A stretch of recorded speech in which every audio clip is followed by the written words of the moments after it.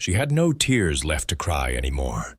Her body felt like a map of pain, every inch bruised, every breath scraping against her ribs. Her clothes were torn, dust ground deep into the fabric. Her skin bore the memory of hands that had hurt her. But the deepest scar wasn't on her skin. It lived inside her heart, throbbing with a pain she couldn't name. Clara Wynne was only 25, too young to feel this old, too alive to already wish for death. In one single, merciless night, she had lost everything she thought was good in the world. Her brother-in-law, Mason, had come to her with promises. Promises wrapped in care, sounding so genuine that even her cautious heart had believed him. He'd told her there was work waiting in the next town. Good pay, honest labor, something to help her and her sister Lily survive the long winter ahead. But it was all a lie. A cruel, filthy trap spun with gentle words. Mason hadn't taken her toward hope. He'd led her straight into the hands of a man named Victor Hale, a man who made his fortune buying and selling the broken. And Lily, her sister, had believed every word her husband said. She hadn't asked questions. She hadn't defended Clara. She had stood by, silent, watching her little sister be led away. That betrayal hurt more than any bruise ever could. Dragged into the darkness, Clara was beaten, bound, and thrown into a wagon that rattled across rough ground. Every bump tore through her body like fire. Her wrists were tied until they bled. But the worst part wasn't the pain. It was knowing her own blood had sold her. Still, somewhere between the terror and despair, a spark inside her refused to die. When the wagon slowed near the ridge, she threw herself out. The fall ripped her shoulder, tore her knee, and left a trail of blood across the dust. But she didn't stop. She ran until her legs screamed and her lungs felt like they would burst, because betrayal burns hotter than pain. By dawn, she stumbled across an endless plain. Dry grass sliced her feet as she dragged herself forward. The wind howled, the sun blazed down without mercy. Her white blouse was tattered, sticking to her bruised skin. She had no idea where she was heading, only that she couldn't go back. Her vision blurred, the world tilted. And then she saw him, a lone rider on horseback, dark against the pale horizon, coming toward the old wooden fence line of a ranch. Her heart seized. "He's here for me," her mind screamed. "Another buyer, another devil." Her knees gave out. She collapsed into the dirt, face streaked with sweat and blood. "Please," she whispered hoarsely, "just make it quick." She braced for a gunshot, but none came. The hoofbeats slowed. The horse stopped. Then, silence. Ethan Cross had seen enough death for one lifetime. Once he'd worn a badge, a lawman whose name carried both respect and fear across 3 counties. But that was years ago, before the night his wife and son were taken from him by men he couldn't catch. The guilt had burned him hollow. He'd buried his badge beside them and sworn never to fight again. Now he lived in solitude on the outskirts of the frontier, far from the noise of justice and sin. But that night, standing by his gate, he found a broken girl lying in the dust. For the first time in years, Ethan's hands trembled, not from fear, but from fury. He jumped down from his horse, knife flashing in the dying light. One clean stroke, and the ropes around her wrists fell away. He pressed his red bandana to her bleeding side and lifted her carefully, her head falling limp against his chest. She'd begged him to end her pain, but he saw something else in her eyes, the faint spark of someone who still wanted to live. He carried her into his ranch, through the quiet wooden gate. The smell of hay and leather mixed with the cool night air. He set her gently on a bench near the water trough, filled a tin cup, and held it to her cracked lips. She drank like someone who hadn't tasted mercy in weeks. The water dripped down her chin, and a faint blush returned to her pale cheeks. But when she looked at him, her eyes were empty, like someone who'd lost her soul somewhere behind her. For a long while, Ethan said nothing. Silence had become his language. But when Clara finally spoke, her voice came soft, trembling. "My own family sold me." Ethan froze. "My sister's husband promised me work. She believed him. They handed me over like I was property, a trade for money." Ethan clenched his jaw. He'd seen cruelty before, but betrayal by kin. That was something no law could punish enough. She tried to sit up, but winced, gripping her side.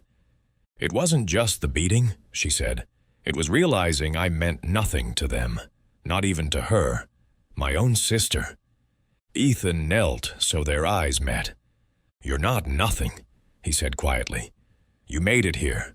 You fought to survive. That's more than most would ever dare." Something flickered in her eyes. Not trust, but the faintest ember of hope. He rose, went to the cupboard, and brought her a clean shirt. Plain cotton, worn soft by years of use. He set it beside her without a word. She looked at it, then at him, her lips trembling, as if she wanted to thank him but didn't know how. Outside, coyotes called across the wide dark. The danger wasn't gone. Clara knew Victor Hale would come looking, and Ethan, who had sworn to never fight again, knew deep down he might have to break that promise. That night, they sat across from each other at the small wooden table.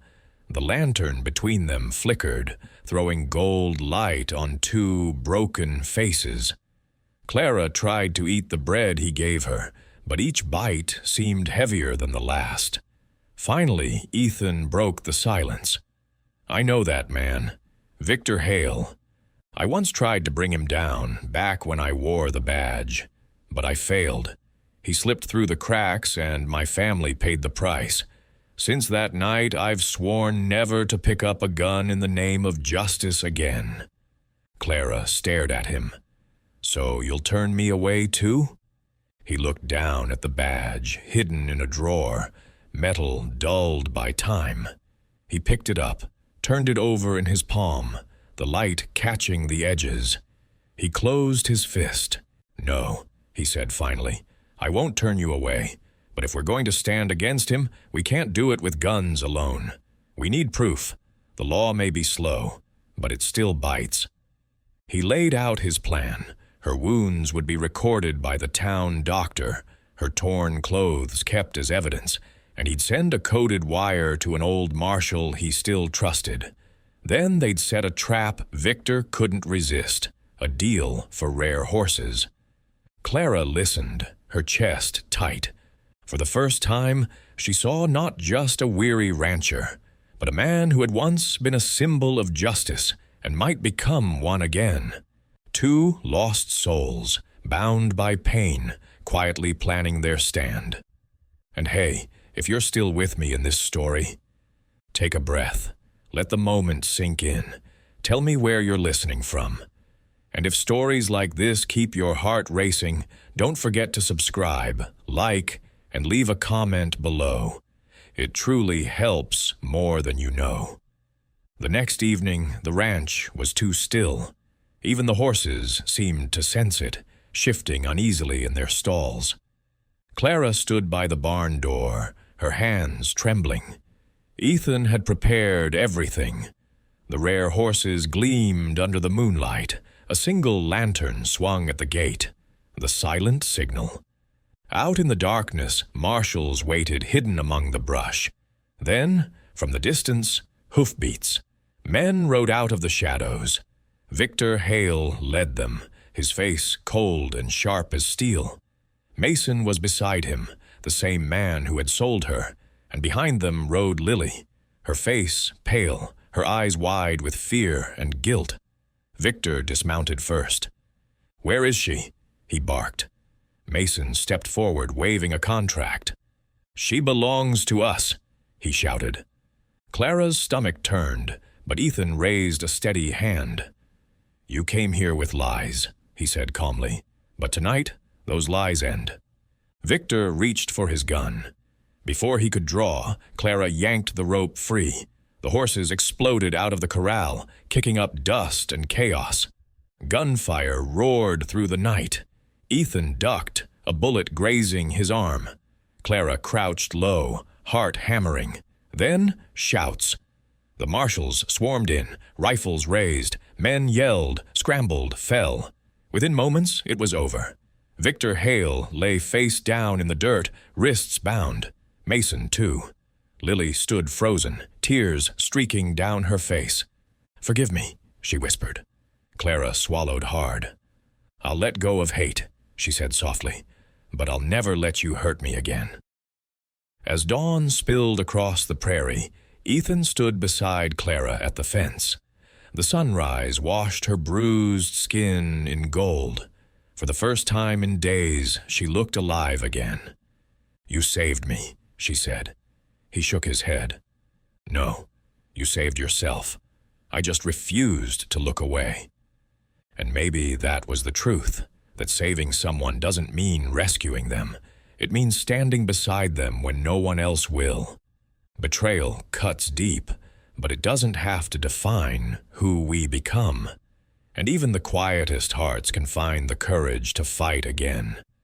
Now, I want to hear from you. If you were Clara, could you forgive your sister? If you were Ethan, would you risk your peace for a stranger? If this story made you feel something, hit like, drop a comment, and make sure you subscribe so you don't miss the next one. So sit back, take a breath. Tell me what time it is where you are, and let this story stay with you just a little longer.